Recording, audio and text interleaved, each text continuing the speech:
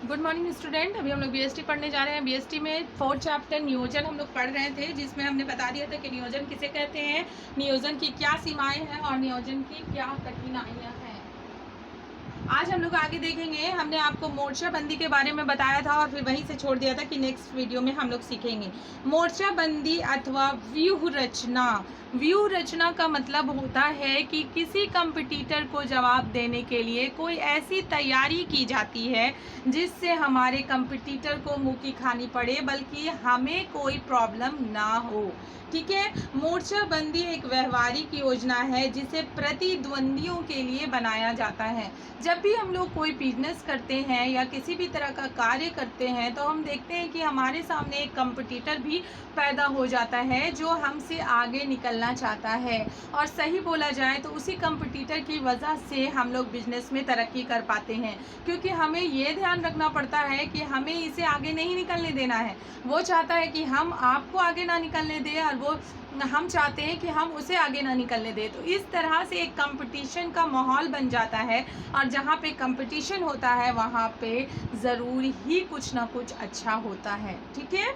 तो हम देखते हैं कि प्रतिद्वंदियों की योजनाओं पर ध्यान देते हुए तैयार किया जाता है। मोर्चाबंदी क्या है? प्रतिद्वंदियों की योजनाओं को देखते हुए कि वो क्या क्या कार्य कर रहा है, उसी हिसाब से हमें भी कार्य करने पड़ते हैं। आप इसे एक एग्जाम्पल से समझ सकते हैं। मान लीजिए हम व्यवसाय को बहुत अच्छा बनाना चाहते हैं। ठीक है। मेरा एक व्यवसाय है और मैं उस व्यवसाय को बहुत अच्छा बनाना चाहती हूँ। तो मैं क्या करी, मैंने एक अपनी वस्तु को नया रूप दिया। ठीक है। मैंने एक अपनी वस्तु को नया रूप दिया और मैंने चाहा कि जब मैं इसे बाजार में प्रस्तुत करूंगी तो मेरे वस्तु की ऑटोमेटिक डिमांड बहुत अधिक बढ़ जाएगी। मान लीजिए मुझे कोई वस्तु को कल लॉन्च करना है और जो हमारा प्रतिद्वंदी है उसने आज ही कोई ऐसी वस्तु लॉन्च कर दी जो हमारे वस्तुओं से भी बेहतर और ज़्यादा अच्छा हो। तो बताइए हमारी मेहनत कोई कार्य लाएगी? नहीं लाएगी। हम प्रतिद्वंदी के आगे ढह जाएंगे। मतलब हमारा जो कार्य है, जो मेहनत है, वो कोई काम का नहीं हो पाएगा। इसीलिए किसी भी कार्य को करने के लिए हमें पहले देखना होता है, समझना होता है कि सामने वाला क्या कार्य कर रहा है। उसके बाद ऐसी योजना तैयार करनी होती है जिससे हम उसे हरा सकें। ठीक है। और अपने प्रोडक्ट को बाजार में लॉन्च करें जिससे हमारे प्रोडक्ट में फ़ायदा हो। तो हम देखते हैं कि मोर्चाबंदी 2 तरह की होती है। मोर्चाबंदी 2 तरह की होती है।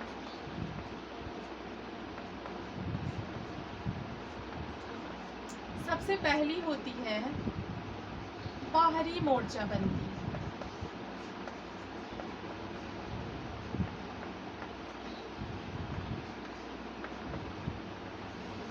और दूसरी होती है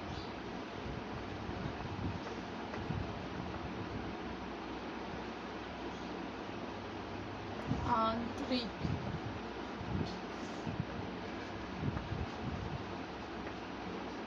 मोर्चाबंदी। पहली होती है बाहरी मोर्चाबंदी और दूसरी होती है आंतरिक मोर्चाबंदी। ठीक है। ये 2 तरह की मोर्चाबंदीज होती हैं। ठीक है।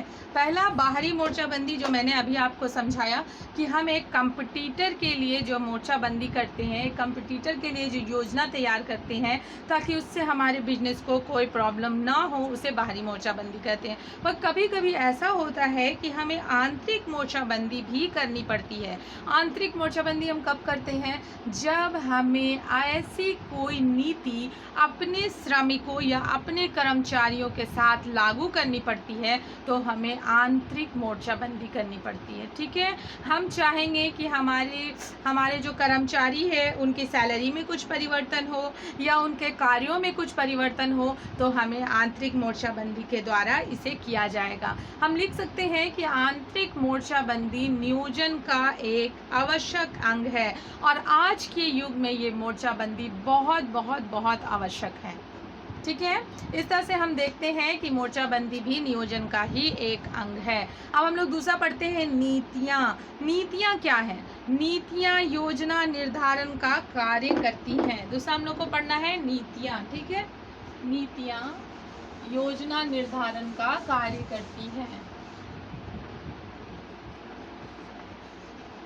नीतियाँ नीतियाँ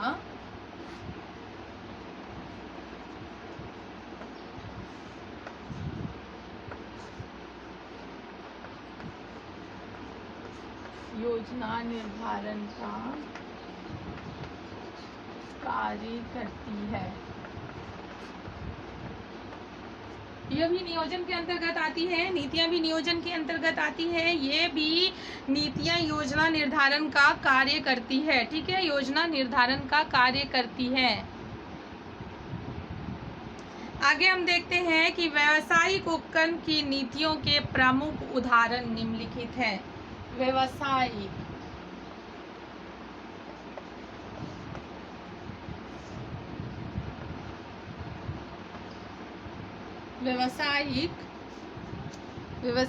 उपक्रम की नीतियों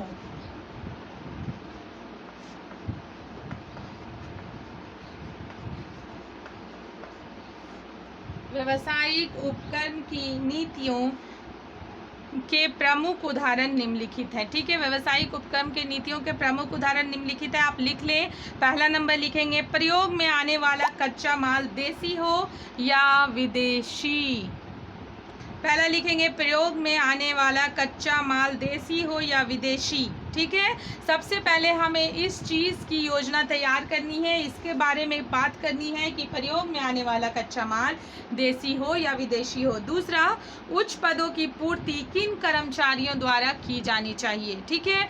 कभी कभी ऐसा होता है कि जो हम उच्च पदों को भरते हैं, जो अपनी उच्च पदों को भरा जाता है, वो अपने नीचे के कर्मचारियों, अपनी कंपनी के ही नीचे के कर्मचारियों को कुछ एग्ज़ाम्स वगैरह दिला के, अगर वो हाई क्वालिटी के एग्ज़ाम में पास हो जाते हैं तो उन्हें ही उच्च पदों में रखा जाता है। और कभी कभी ऐसा होता है कि उच्च पदों के लिए बाहर से बहाली की जाती है। तो इन बातों का भी हमें ध्यान रखना है। तीसरा है, माल का विक्रय नगद किया जाए या उधार।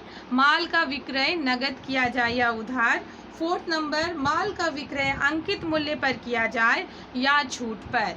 माल का विक्रय अंकित मूल्य पर किया जाए या छूट पर। 5 नंबर है, माल का विक्रय देश की सीमाओं के अंदर किया जाए या बाहर। माल का विक्रय देश की सीमाओं के अंदर किया जाए या बाहर। और 6 नंबर है, वेतन की न्यूनतम एवं अधिकतम दरें। वेतन की न्यूनतम एवं अधिकतम दरें क्या होनी चाहिए, ठीक है। यहाँ तक आप समझ गए कि नीतियाँ किसे कहते हैं और नीतियों की प्रमुख उदाहरण क्या क्या हैं। अब हम लोग आगे देखते हैं, नीतियों का प्रबंध में क्या महत्व है। मान लीजिए आपको क्वेश्चन देता है, नीतियों का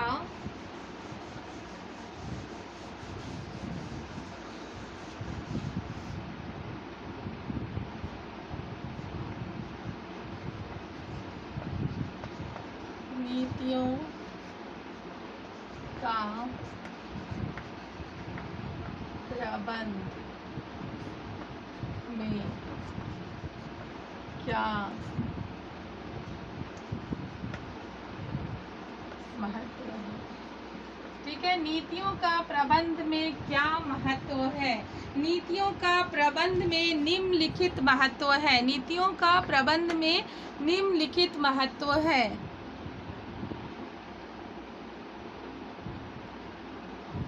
देखिए, पूछ रहा नीतियों का प्रबंध में क्या महत्व है। नीतियों का प्रबंध में निम्नलिखित महत्व है।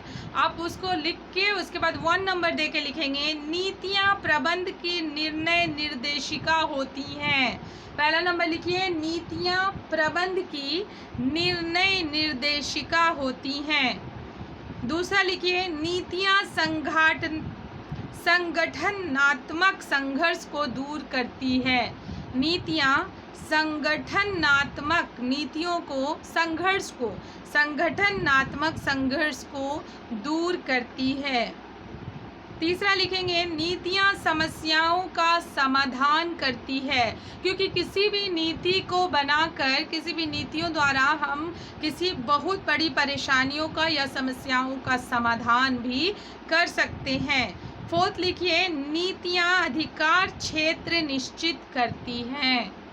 नीतियाँ अधिकार क्षेत्र निश्चित करती हैं।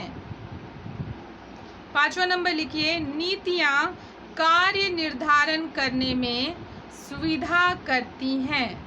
नीतियाँ कार्य निर्धारण करने में सुविधा करती हैं। इस तरह से ये 5 नीतियाँ, आपको ये 5 पॉइंट लिखने हैं। नीतियों का प्रबंध में क्या महत्व है उसमें आपको 5 पॉइंट डालना है। एक बार फिर से देख लें। नीतियाँ प्रबंध की निर्णय निर्देशिका होती हैं। नीतियाँ संगठनात्मक संघर्ष को दूर करती हैं। नीतियाँ समस्याओं का समाधान करती हैं। नीतियाँ अधिकार क्षेत्र निश्चित करती हैं और नीतियाँ कार्य निर्धारण करने में सुविधा करती है। ठीक है, इस तरह से हम लोग देख लिए कि नीतियों का प्रबंध में बहुत अधिक महत्व होता है।